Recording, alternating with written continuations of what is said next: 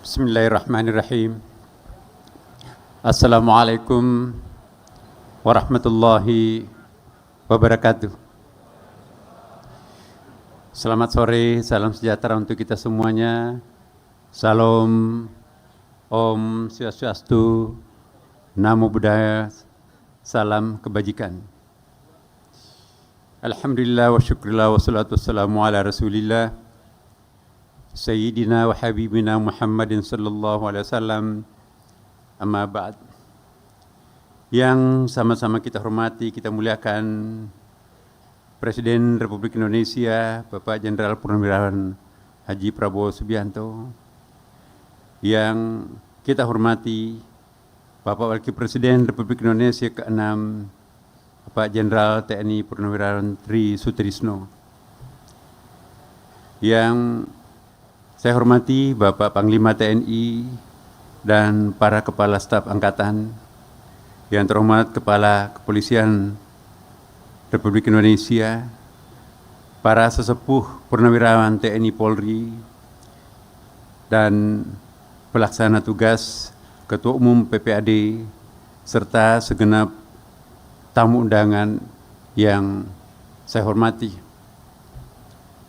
Alhamdulillah, sore hari ini kita bersama Bapak Presiden merayakan atau memperingati atau melaksanakan satu peristiwa yang khas untuk Indonesia yang kita kenal dengan halal bihalal. Halal bihalal bahasa Arab yang orang Arab tidak tahu artinya. Iya, ini adalah kreativitas Indonesia murni.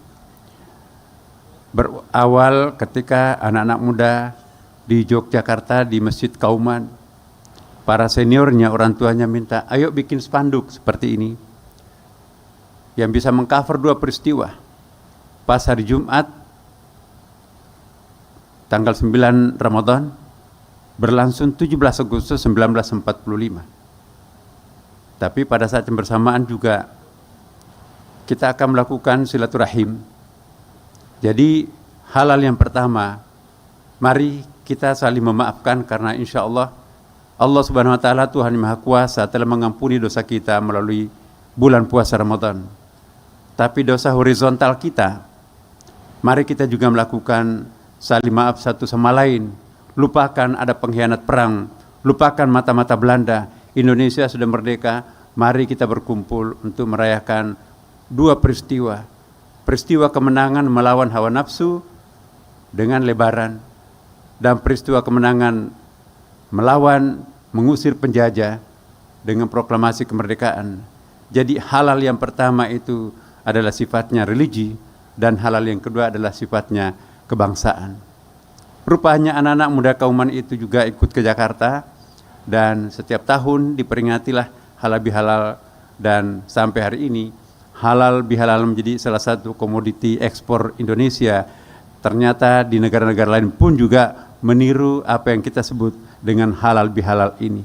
Sangat efisien, sangat efektif, karena tidak perlu dari rumah ke rumah, cukup dalam satu aula seperti ini, maka insya Allah kita akan saling memaafkan satu sama lain.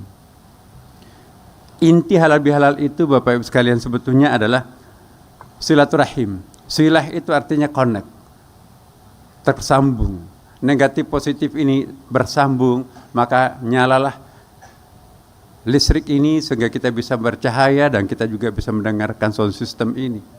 Kalau itu putus berarti terjadi kegelapan. Itu namanya silah. Rahim, rahim itu artinya cinta. Ya.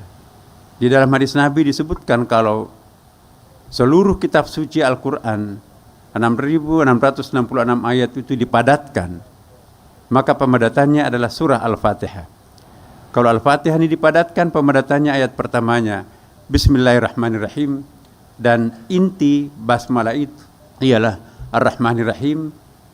Ya, itu disebut dengan Ummul Asma. Induknya seluruh 99 nama Tuhan itu adalah Ar-Rahim.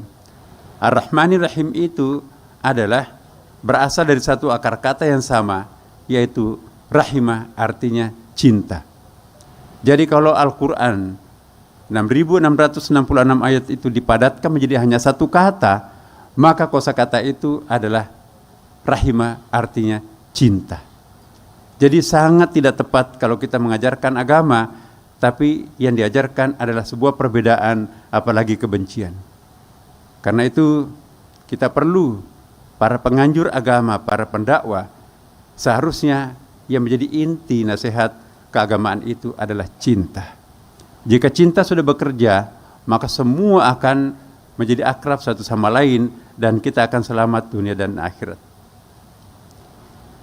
Silaturahim juga, Bapak Ibu sekalian, tentu bukan hanya kita sesama, walaupun itu mereknya halal bihalal. Halal bihalal untuk Indonesia adalah untuk ukhuwah yang biasa kita kenal dengan tri ukhuwah, tapi saya akan tambahkan satu ukhuwah baru di sini.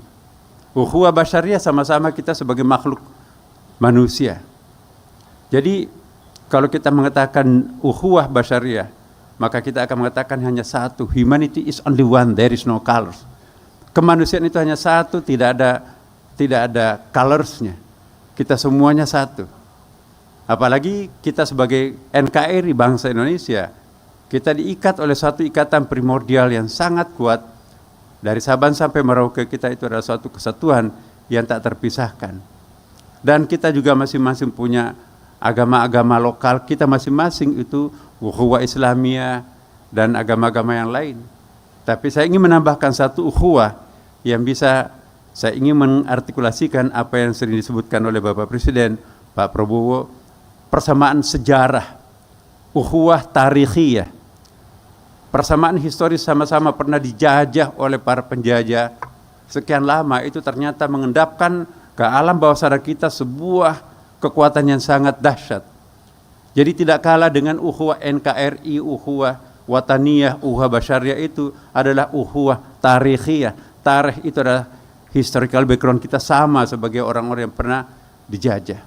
Karena itulah perekat ya primordial yang sangat di dalam, yang sangat mendalam adalah persamaan sejarah ini. Kita sama-sama berkeringat, bahkan nenek moyang kita mengucurkan darah demi untuk menyelamatkan dan membebaskan negeri tercinta ini. Sehubungan dengan itu ada ayat yang sangat relevan untuk kita sering singgung, apalagi kita bicara di sini para purnawirawan, purnawira bakti TNI. Ada satu ayat yang sangat menghibur untuk kita semuanya. Ya. Wala tahsabanna alladziina qutilu fi sabilillahi amwata bal ahya 'inda rabbihim yurzaqun. Janganlah kalian menyangka bahwa orang yang mengorbankan egonya, mengorbankan dirinya di jalan Tuhan, ya, untuk mencapai pembebasan, itu adalah mati. Tidak, kata Quran. Mereka itu akan tetap hidup dan akan mendapatkan jaminan rezeki di sana oleh Tuhan yang Maha Kuasa.